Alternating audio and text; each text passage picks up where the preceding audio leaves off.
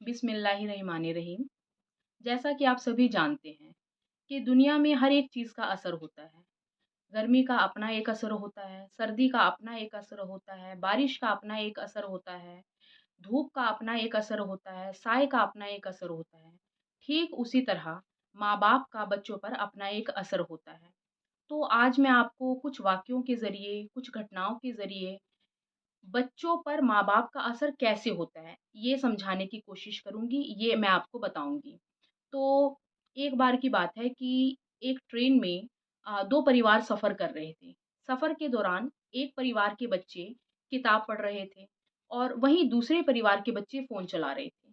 तो जिस परिवार के बच्चे किताब पढ़ रहे थे, फ़ोन चलाने वाले परिवार के जो उनकी माँ थी, उनके जो बच्चों की माता थी, उन्होंने उस किताब पढ़ने वाले परिवार को देखा, बच्चों को देखा तो वो बहुत हैरान हुई। उन्होंने सोचा कि आखिर इनके माँ-बाप ने, इनके माता-पिता ने बच्चों को क्या ऐसा सिखाया होगा, क्या ऐसा समझाया होगा कि इनके बच्चे किताब पढ़ रहे हैं, फ़ोन नहीं देख रहे हैं। तो उस माता ने ना चाहते हुए भी दूसरे परिवार की जिस परिवार के बच्चे किताब पढ़ रहे थे उनकी माँ को पूछ लिया, उनकी माता को पूछ लिया कि आपने बच्चों को ऐसा क्या सिखाया है, क्या समझाया है कि आपके बच्चे किताब पढ़ रहे हैं, फ़ोन नहीं चला रहे? तो उस माता ने बहुत अच्छा जवाब दिया कि देखिए, दिन भर की दिनचर्या में सुबह से लेकर रात तक हम क्या कर रहे हैं, बच्चे हमें कॉपी करते हैं, बच्चे हमें देखते हैं। मैं ज़्यादातर क्या करती हूँ कि मैं ज़्यादातर अपना जो वक़्त है, अपना समय है जितना मेरे पास सभी काम करके समय बचता है, मैं ज़्यादातर उसमें कुछ न कुछ पढ़ती हूँ, कुछ किताबें पढ़ती हूँ। तो मेरे बच्चों को वही आदत है, बच्चे मुझे देखते हैं और अगर यहीं पर मैं फ़ोन चलाती तो बच्चे देखते हैं कि जब हमारे पेरेंट्स हमारे माता-पिता फ़ोन चला रहे हैं तो वो भी फ़ोन देखने में इंटरेस्ट रखते हैं, उनका भी इंटरेस्ट जागता है, तो हम वहाँ पर रोक भी नहीं सकते क्योंकि बच्चे बोल देते हैं कि मम्मा आप भी तो फ़ोन चला रहे हो, तो हमें भी फ़ोन देखने दो।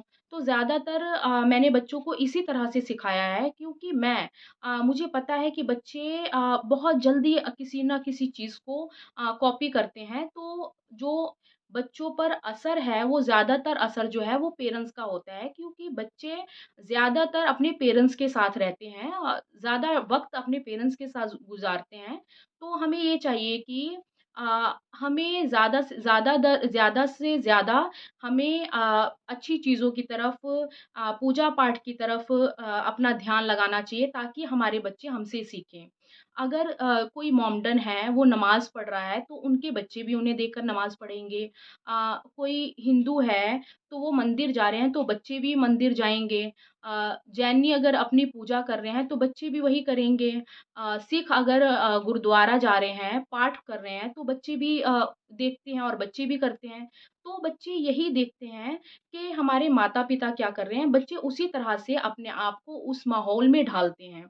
तो हमें ज़्यादातर इस ओर ध्यान देना चाहिए कि हम अपने आप को अच्छी चीज़ों की तरफ हम अपने आप में अच्छी चीज़ें लाएँ, अच्छी चीज़ें करें ताकि हमारे बच्चों पर उसका अच्छा असर हो।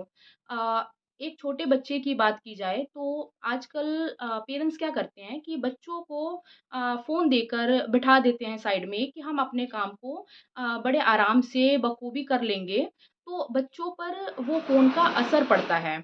बच्चे देखते हैं कि हमें हमारे पेरेंट्स ने फ़ोन दे दिया है और पेरेंट्स अपने काम में करने में लगे होते हैं, माँ होती है वो अपने घर के कामों में या जो भी वो काम करते हैं, तो वो अपने कामों में लगे रहते हैं यही सोचकर कि बच्चे अगर शांत से बच्चा बैठ जाएगा एक कोने में, तो हम आराम से अपने काम को कर लेंगे। वो बहुत ही ज़्यादा बुरा असर है जो बच्चों पर पड़ता है। हम सोचते हैं कि बच्चा अभी छोटा है, जब बच्चा बड़ा होगा तब हम इसको अच्छे-बुरे की पहचान बताएँगे, इसको अच्छे संस्कार देंगे, ऐसा बिल्कुल नहीं है। 2 से लेकर 8 वर्ष तक की जो उम्र होती है, उसमें बच्चा बहुत कुछ सीखता है और बच्चा उसको हर एक समझ होती है, बच्चा हर एक चीज़ सीखता है। हम ये चीज़ कहकर कि बच्चा अभी छोटा है, इसको अभी समझ नहीं है, ये हम बहुत गलत कर रहे होते हैं।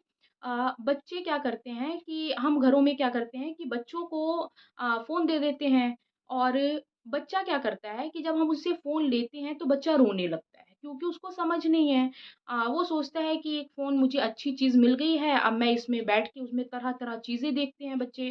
तो हम अगर हमारे घर का कोई और सदस्य भी बच्चे से एक छोटे बच्चे से फ़ोन लेता है, तो हम बहुत जल्दी उसको रिप्लाई करते हैं, बहुत जल्दी उसको बोलते हैं कि इससे फ़ोन मत लो नहीं तो ये रोने लग जाएगा।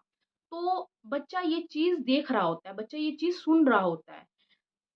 बच्चा ये देख रहा होता है कि मुझे रोने से, क्योंकि बच्चे को तो इतनी समझ ही नहीं है कि हमें करना क्या है? फ़ोन देखना अच्छा है या बुरा है? बच्चा एक चीज़ दिमाग में बैठा लेता है कि मेरे रोने से अगर ये काम हो जाता है, तो वो रोने का सहारा लेता है।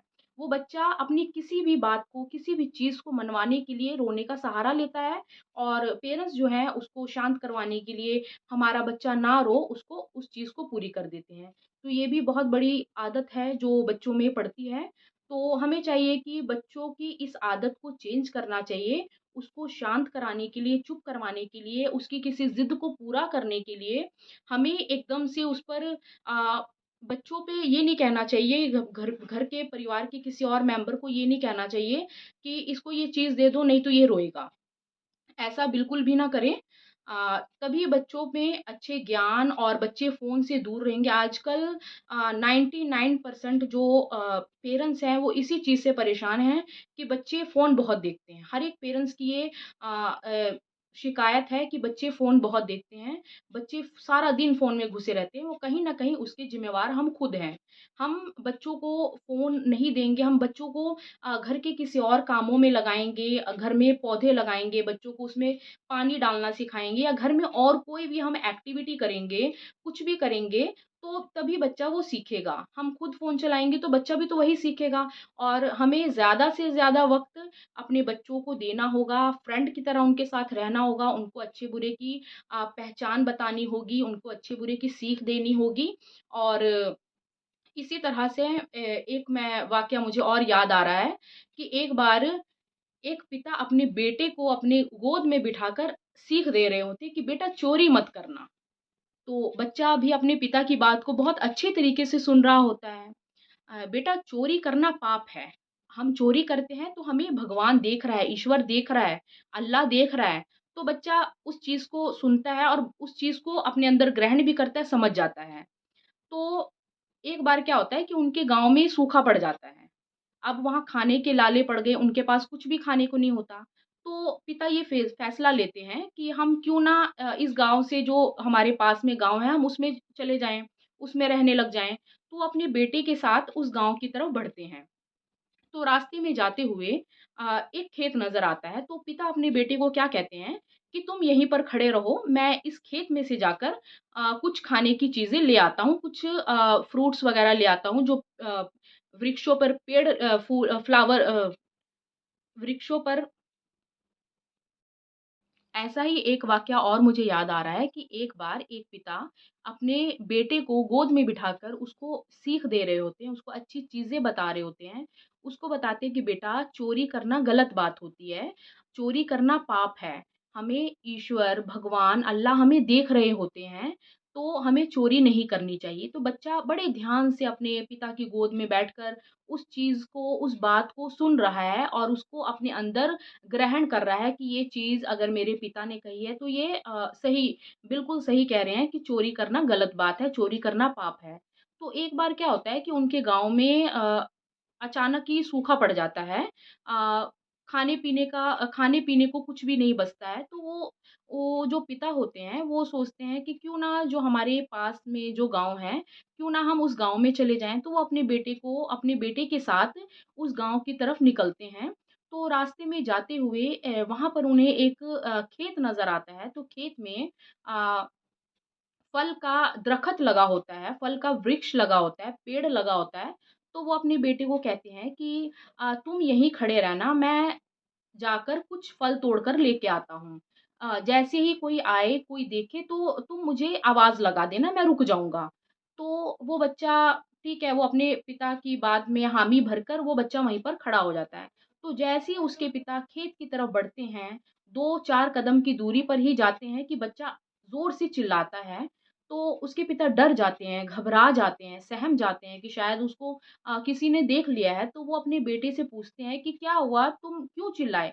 क्या किसी ने हमें देख लिया? तो वो बच्चा बोलता है कि पिता, आपने ही तो मुझे कहा था कि चोरी करना गलत बात है, चोरी करना पाप है, तो फिर आप चोरी क्यों कर रहे हैं? वो पिता अपने आप में इतना शर्मिंदा होते हैं, इतनी शर्म महसूस करते हैं कि वो उस वक़्त अपने बेटे को कोई जवाब नहीं देते, कुछ नहीं कहते और चुपचाप अपने बच्चे को लेकर वहाँ से चले जाते हैं। तो देखिए, अगर हम इस बच्चे की बात करें, या तो कह लीजिए कि बच्चा बहुत ज़्यादा समझदार है या कह लीजिए कि बच्चा बहुत ज़्यादा भोला है, उसको इतनी समझ ही नहीं है। तो मैं आप सभी को यही समझाना चाहती हूँ, यही बताना चाहती हूँ कि हमें हम अपने बच्चों को जो सीख दे रहे हैं, हम अपने बच्चों को जो समझा रहे हैं, तो उस पे पहले हमें खुद अमल करना चाहिए। हम ज़्यादातर पेरेंट्स क्या करते हैं, बच्चों को इस चीज़ से रोकते हैं कि बेटा नहीं ये गलत है, ऐसा मत करो। फिर हम उस चीज़ को कर रहे हैं तो बच्चा वहाँ कन्फ्यूज़ हो जाता है। बच्चा सोचता है कि हमारे पेरेंट्स ने, हमारे माता-पिता ने हमें मना किया है पर वो खुद उस काम को कर रहे हैं, तो क्या ये सही है या गलत है?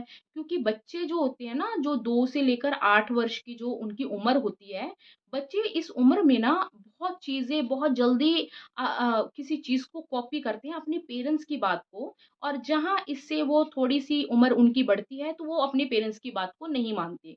उनको लगता है कि ये तो बस वैसे ही बोल रहे हैं, उनको अपनी ही चीज़ें उनको सही लगने लगती हैं।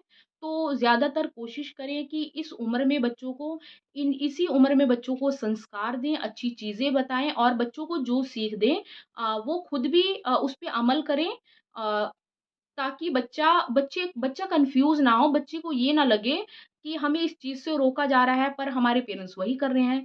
तो मैं आप सबसे अंत में यही कहना चाहूँगी कि प्लीज़ अपने आप को फ़ोन से दूर रखें, ज़्यादा से ज़्यादा अपने आप को, अपने बच्चों को किसी और एक्टिविटीज़ में लगाएँ, घर के किसी कामों में लगाएँ, ताकि हमारा बच्चा फ़ोन से दूर रहे और हमें किसी और बड़ी परेशानी का सामना ना करना पड़े या कहीं शर्मिंदा ना होना पड़े, और बच्चों में अच्छे-अच्छे बच्चों को कहानियों के ज़रिए, बच्चों को अपने बुज़ुर्गों से, अपने घर के बड़े जो होते हैं, उनकी कहानियों के ज़रिए उनको अच्छा-अच्छा कुछ सिखाएँ, कुछ बताएँ और उनको एक अच्छा इंसान बनाएँ और उनको बुरी चीज़ों से दूर रखें, अच्छी चीज़ों की तरफ बढ़ने के लिए प्रेरित करें।